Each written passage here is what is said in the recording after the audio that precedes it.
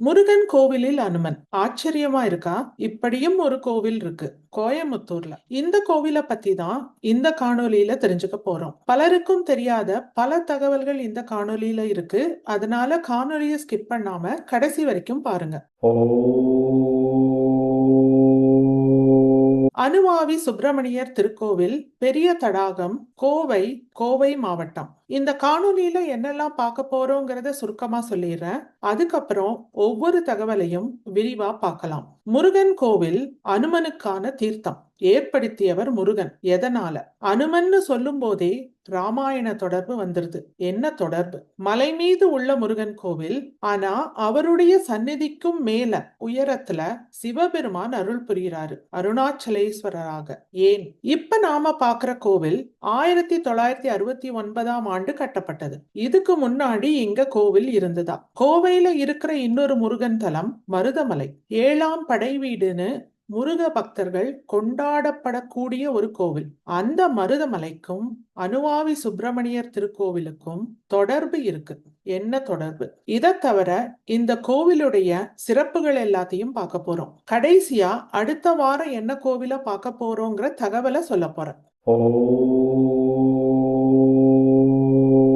வேறெங்கேயும் பார்க்க முடியாத அதிசயமா முருகன் கோவில்ல அனுமனை தரிசிக்க முடியும், அனுவாவில. இது எப்படி சாத்தியம்? ராமாயண காலத்துக்கு போலாம். இலங்கையில ராவணனுக்கும் ராமருக்கும் போர் நடந்துட்டு இருக்கு. ராவணனின் மகனான மேகநாதனுக்கும் லக்ஷ்மணனுக்கும் கடும் போர் ஏற்படுது. லக்ஷ்மணனை வீழ்த்த முடியாதுன்னு புரிஞ்சுக்கிட்ட மேகநாதன் பிரம்மா வழங்கிய சக்தி அஸ்திரத்தை லக்ஷ்மணன் மேல போடுறாரு. அது லக்ஷ்மணனின் உடலை துளைக்க லக்ஷ்மணன் மயக்கம் போட்டு விழுந்துடுறாரு. ராமருக்கு என்ன பண்றதுன்னே தெரியல. ராமருடைய வருத்தத்தை பார்த்து அனுமனுக்கு என்ன பண்றதுன்னு தெரியல. அப்ப தீர்வு என்ன அப்படின்னு எல்லாம் யோசிக்கிறாங்க. ராவணனுடைய தம்பி விபீஷ்ணன் ராமர் தரப்புல தான் இருக்காரு. அவர் தான் இவங்களுடைய கவலைக்கான தீர்வை சொல்றார். ராவணனுடைய வைத்தியர் வைத்திய கலையில் மிகவும் சிறந்தவர். அவர்னால இதுக்கு தீர்வு சொல்ல முடியும். ஆனா அவர் ராவணனுடைய வைத்தியனா இருக்கிறதுனால நாம எப்படி அவரை அடையிறது அப்படிங்கிற வினாவையும் எழுப்புறார். அனுமனுக்கு தீர்வு தெரிஞ்சிட்டதுனால வைத்தியரை உடனே அழைச்சிட்டு வரேன்னு சொல்லி லங்காபுரிக்குள்ள போறார். அனுமன் அவருடைய குடிலுக்கு போறாரு. லக்ஷ்மணனுடைய நிலைமைய சொல்லி வந்து வைத்தியம் பார்க்குமாறு வேண்டார். எதிரி விழுந்திருக்கார், அதனால தான் எப்படி வர முடியும் அப்படின்னு வைத்தியர் கேட்கிறார். அதற்கு அனுமன் வைத்திய தொழில்ல எதிரி நண்பன்கிறதெல்லாம் கிடையாது, நோயாளிக்கு மருத்துவம் பார்க்கறது தான் ஒரு வைத்தியனுடைய கடமை அப்படிங்கறத எடுத்து சொல்றார். அனுமன் சொன்ன உடனே அவரும் ஒத்துக்கிறார். ஆக அனுமனோடு வரார். லக்ஷ்மணனுடைய நாடிய பிடிச்சு பாக்குறாரு.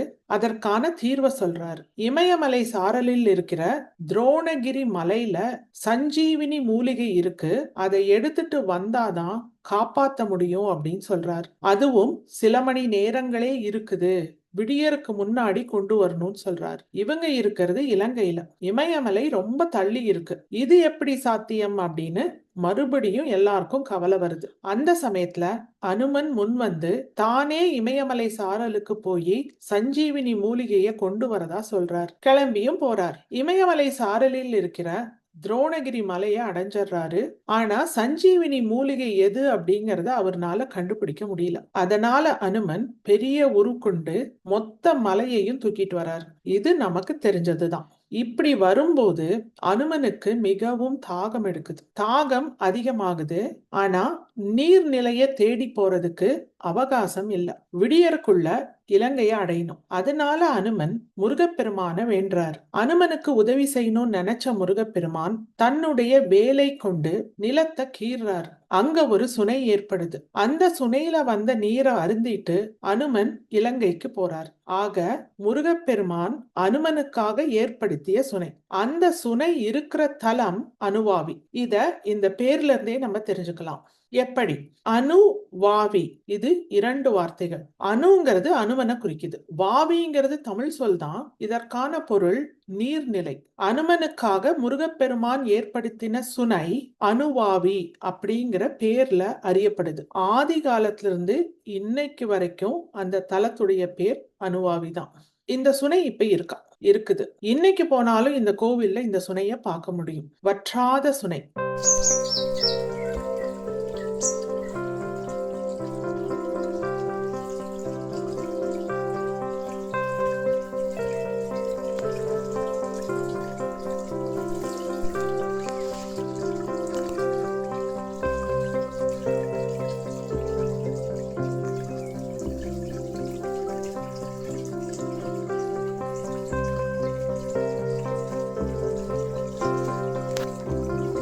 சுனைக்கு கானா சுனை அப்படின்னு பேரு.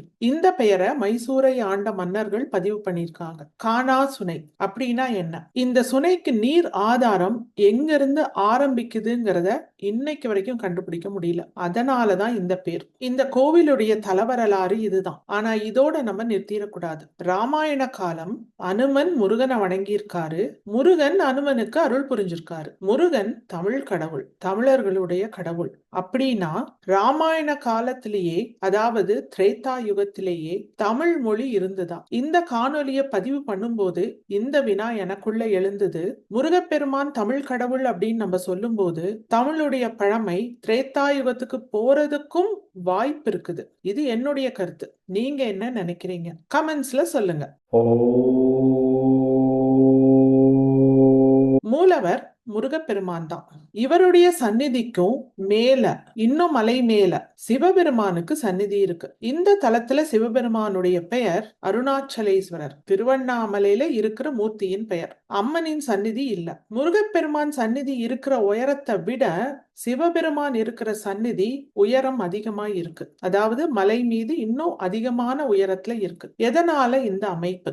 சிவபெருமான் ஆதி குரு, முருகப்பெருமானுக்கும் குரு.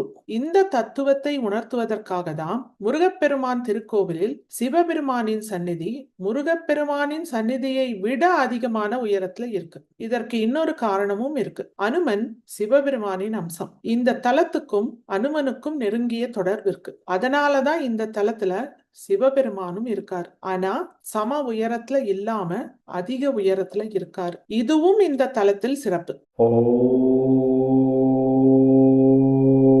திரேதா யுகத்திலேயே தலத்துடைய வரலாறு ஆரம்பிக்குது. ஆனா இப்ப நாம பாக்குற கோவில் 1969 வருடம் கட்டப்பட்டது. இதுக்கு முன்னாடி கோவில் இருந்ததா? இதுதான் நமக்கு வர வினா. இதுக்கு முன்னாடி நிச்சயமா கோவில் இருந்தது. 1957 பெரும் வெள்ளம் ஏற்பட்டு அதுல இந்த தலத்துல இருந்த கோவில் தலமரம் எல்லாமே போயிடுச்சு. அந்த பேரழிவுக்கு பிறகு மக்களின் முயற்சியால் மறுபடியும் திருக்கோவில் கட்டப்பட்டு 1969 குடமுழுக்கு நடந்திருக்கு. அந்த கோவில தான் இன்னைக்கு நாம பாக்குறோம். அனுவாவி சுப்பிரமணியர் திருக்கோவிலும் சரி, மருதமலை ஆண்டவர் திருக்கோவிலும் சரி, ரெண்டுமே மேற்கு தொடர்ச்சி மலையில தான் இருக்கு. மேற்கு தொடர்ச்சி மலை தமிழ்நாட்டுக்கும் கேரளாவுக்கும் இடையில இருக்கிற மலை தொடர். பேச்சு வழக்குல அனுவாவி சுப்பிரமணியர் கோவில்ல இருக்கிற மலை மேல ஏறி அந்த பக்கமா இறங்குனோம்னா மருதமலை வந்துரும் அப்படின்னு சொல்லுவாங்க. இத நான் பலமுறை கேள்விப்பட்டிருக்கேன். ஆனா எனக்குள்ள அப்போ ஒரு வினா வந்தது. மேற்கு தொடர்ச்சி மலைக்கு இந்த பக்கம் தமிழ்நாடு, அந்த பக்கம் கேரளான்னு இருக்கு. அப்ப மலை மேல ஏறி இறங்கினோம்னா கேரளா பக்கம் தானே இறங்க முடியும். எப்படி மருதமலை வரும் அப்படிங்கிற வினா எனக்குள்ள எழுந்தது. விடை கண்டுபிடிக்கிறதுக்காக கூகுள் மேப்பை எடுத்து பார்த்தேன். நீங்களும் பாருங்க. மேற்கு தொடர்ச்சி மலையின் ஒரு பாகம் உட்புறமா நீண்டு வருது. அந்த நீண்ட பகுதிக்கு ஒரு புறம் அனுவாவி சுப்பிரமணியர் திருக்கோவில் இருக்குது, மறுபுறம் மருதமலை ஆண்டவர் திருக்கோவில் இருக்குது. அப்ப பல ஆண்டுகளா பேச்சு வழக்குல சொல்லிட்டு இருக்கிறது உண்மைதான். அனுவாவி சுப்பிரமணியர் திருக்கோவில்ல இருக்கிற மலை மேல ஏறி அடுத்த பக்கம் இறங்கினோம்னா மருதமலை வந்துடும். இது மருதமலை திருக்கோவில்ல இருந்து அனுவாவி சுப்பிரமணியர் திருக்கோவிலுக்கு போறதுக்கும் பொருந்தும். உண்மையா இப்படி போக முடியுமா? போகாம இருக்கிறது தான் நல்லது. ஏன்? முதல்ல இந்த பகுதியெல்லாம் வனத்துறைக்கு சேர்ந்தது, ரெஸ்ட்ரிக்டட் ஏரியா. வனத்துறையால் பாதுகாக்கப்படக்கூடிய இந்த இடத்துக்கு நாம போறதுக்கு அனுமதி இல்ல. இரண்டாவது காரணம் வன விலங்குகள். சமீப காலத்துல வன விலங்குகளின் நடமாட்டம் அதிகமா இருக்கு. குறிப்பா யானையுடைய நடமாட்டம் அதிகமா இருக்கு. அதனாலையும் போறதுங்கிறது சரியான செயல் அல்ல. அப்ப இரண்டு கோயிலையும் ஒன்னா பார்க்க முடியுமா? கண்டிப்பா முடியும். நீங்களே கூகுள் மேப்பை பாருங்க. சாலை வழியில போய் பார்க்க முடியும். இந்த கோவிலுடைய கூகுள் மேப் லிங்க் டிஸ்கிரிப்ஷன்ல கொடுக்கிறேன். உங்களுக்கு உபயோகமா இருக்கும். இந்த கோவிலுடைய மற்ற சிறப்புகள் எல்லாம் என்ன? ஹனுமனும் குமரனும் அருள் புரியும் திருமலை. அதனால இந்த மலைக்கு ஹனும குமரன் மலை அப்படிங்கிற திருப்பெயரும் இருக்கு. இந்த கோவிலின் மூலவர் முருகப்பெருமான் சுயம்பு மூர்த்தி, வள்ளியுடனும் தெய்வானையுடனும் நின்ற திருக்கோலத்துல அருள் புரிகிறார். மூலவர் கிழக்கு நோக்கி அருள் புரிகிறார். இந்த தலத்துக்கும் அனுமனுக்கும் தொடர்பு இருக்கிறதுனால வேற எங்கேயும் பார்க்க முடியாத வண்ணம் இந்த தலத்துல அனுமனுக்கு தனி சந்நிதி இருக்கு. அனுமன் வடக்கு நோக்கி அருள் புரிகிறார். சமீப காலத்துல மிக உயரமான அனுமன் சிலையையும் நிறுவியிருக்காங்க. அதையும் பார்க்க முடியும். ஹனுமன் தீர்த்தம் அல்லது கானா சுனை என்னைக்குமே வற்றாது. இந்த சுனையுடைய நீர் மிக சுவையா இருக்கும். மூலிகை மணத்தோடு இருக்கும். நான் குடிச்சு பார்த்ததுனால சொல்றேன். முருகன், அனுமன், சிவபெருமான் சந்நிதிகளை தவிர நவகிரக சந்நிதியும் இருக்கு. விநாயகர், வீரபாகு சந்நிதிகளும் இருக்கு. இடும்பன் சந்நிதியும் இருக்கு. இயற்கை எழிலுக்கு மத்தியில அமைஞ்சிருக்கிற அருமையான திருத்தலம். மலை மேல இருக்க கோவில் அப்படின்னு சொல்லிட்டேன். அப்ப இந்த கோவிலுக்கு போறதுக்கு வாகன வசதி இருக்கா அப்படிங்கிற வினா கேட்டீங்கன்னா இல்ல. அடிவாரம் வரைக்கும் சொந்த வாகனத்திலோ இல்லைன்னா பேருந்துலயோ போக முடியும். எதுல போனாலும் அடிவாரம் வரைக்கும் தான் போக முடியும். சொந்த வாகனத்துல போனோம்னா அங்க நிறுத்திட்டு போறதுக்கு வசதிகள் இருக்கு. அதுக்கப்புறம் மலையடிவாரத்துல இருந்து 500 படிக்கட்டுகள் ஏறி போய் தான் முருகப்பெருமான தரிசனம் பண்ண முடியும். படிகள் மட்டும்தான் வழியா இருக்கு. மூலவர் தகவல்களை சுருக்கமா பார்த்தரலாம். மூலவர் சுப்பிரமணியர். தலமரம் மாமரம். வெள்ளத்துக்கு முன்னாடி 5 மரங்கள் இருந்தது. ஆனா வெள்ளத்துல எல்லாமே அடிச்சுட்டு போயிடுச்சு. இப்ப ஒரே ஒரு மரம் தான் இருக்கு. ஊர் பெயர் பெரிய தடாகம். தலத்தின் பெயர் அனுவாவி. கோயம்புத்தூர்ல இருக்கு. ஆக கோவை மாவட்டத்துல இருக்கு. தொடர்ந்து முருகப்பெருமானுடைய அரிய திருத்தலங்களை பார்த்துட்டு வரோம். இந்த வரிசையில அடுத்த வாரம் என்ன கோவில்? திருப்பூர் மாவட்டத்துல இருக்கிற ஒரு அரிய திருக்கோவில், வீரகுமார சுவாமி திருக்கோவில், வெள்ளக்கோவில், திருப்பூர் மாவட்டம். இந்த கோவிலுக்குள்ள பெண்களுக்கு அனுமதி இல்ல. ஆண்கள் மட்டும்தான் போக முடியும். ஆச்சரியமா இருக்கா? முழு தகவலையும் அடுத்த வாரம் பார்க்கலாம். நாம் தேடல் தொடரும். அதுவரை இணைந்திருங்கள்.